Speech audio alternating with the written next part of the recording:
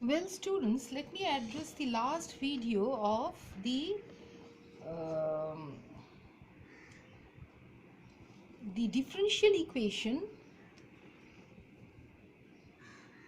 the differential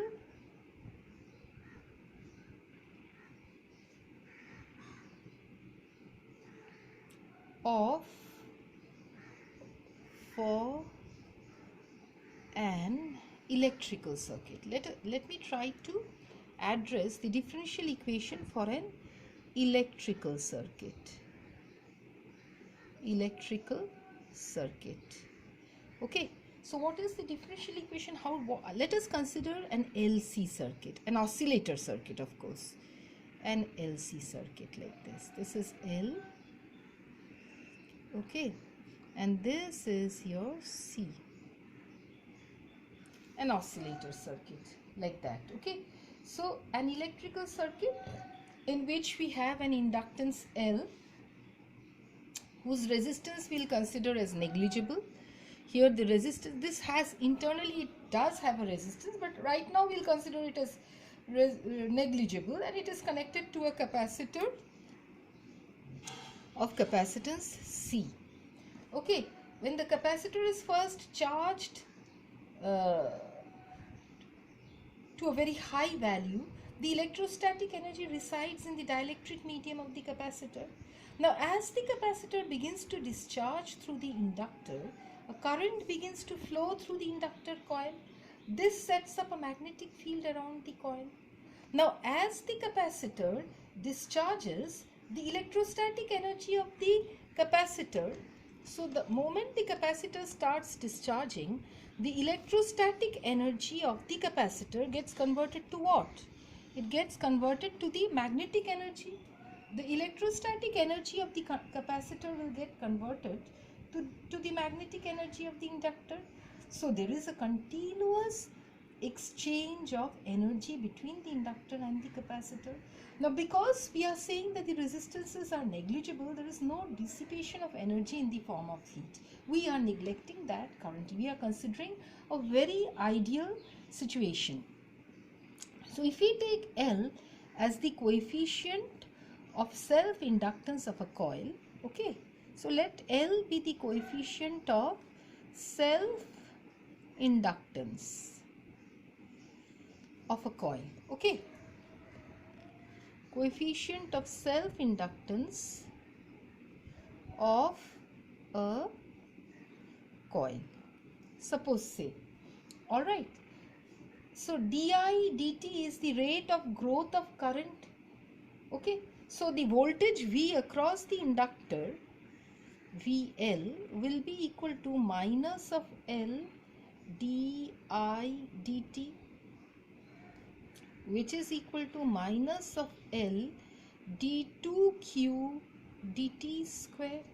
Alright, voltage across the capacitor Vc, this is the voltage across the capacitor, this will be equal to Q by C, the charge stored within the capacitor divided by the capacitance.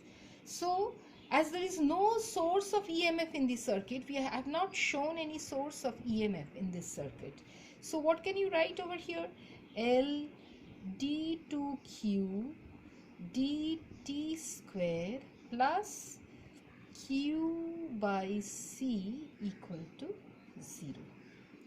Okay, so this comes out to be, well, d2q dt square plus Q by LC equal to 0. If you now put it down in the form of a simple harmonic motion, if you put this down in the form of a simple harmonic motion, what can you write this as equal to? This will be equal to, well, d2q dt square, okay, plus omega square q equal to 0. So what is your omega square equal to? It is equal to 1 by LC, isn't it? Alright, and well, similar to displacement, you can write about charge. Q is equal to Q0 sine of omega t plus phi. Okay, so you can find the correspondence between the inductors. So please find the correspondence. What is inductor, therefore? Similar to of an electrical oscillator to a mechanical oscillator. What is capacitor? Similar to of a mechanical oscillator compared to electrical oscillator. Okay. Now, in practice, however, the inductance cell will have some ohmic resistance, which is a continuous loss of energy, and therefore the amplitude slowly will die out in the simple harmonic motion. However, corresponding amount of energy is supplied to the circuit from an external source. So that becomes a different story. But this is kind of an ideal story that we are using over here. So you will just tell me what is similar to inductor of an electrical circuit to the corresponding what you have in the mechanical circuit, and the same thing you have to tell me about a capacitor in the circuit. Okay, the similarity. Okay, you will tell me what is Q or I similar to in this circuit. Alright, this similarity you will find out and you will tell me over here. Alright, so let's stop over here for few problems. Alright, let us do some problems over here at this point. Okay, on simple harmonic motion. Alright, because basically your syllabus starts with damped harmonic oscillator. So if you have to do damped harmonic oscillator, you need to know what a simple harmonic oscillator is.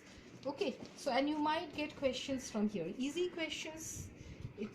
Actually you will get from simple harmonic motion. Now they have not addressed this probably because you have already done it in your schools. That's why. So if you have to do some problems, let us first take this problem. Okay. So, well, what is the ratio of the kinetic energy? Let us find out the ratio of the kinetic energy of displacement 1/4 to 1/3 of the amplitude in case of simple harmonic motion. Okay, so problem. What is it? Well, what is the ratio of kinetic energy at displacement 1/4 to 1/3 of the amplitude in case of simple harmonic motion? Alright, if m is the mass of the particle executing simple harmonic motion, if we consider m to be the mass, then the total energy, what is it equal to? The total energy will be how much? Half of m omega square y square. Okay, so well, what is the displacement? Displacement is y. So what is potential energy? Potential energy is half of, how much is the potential energy? Obtain the potential energy from here and then you obtain the kinetic energy. Alright, so then you show that at displacement y equal to a by 4, what is the corresponding kinetic energy? Obtain the kinetic energy. At y equal to a by 4, obtain the kinetic energy, and at y equal to a by 3, you obtain the kinetic energy.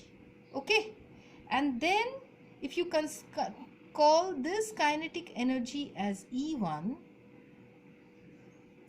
and you call this as E2, then obtain the ratio between E1 and E2. What is the ratio between E1 and E2? And please let me have the answer. Is that okay?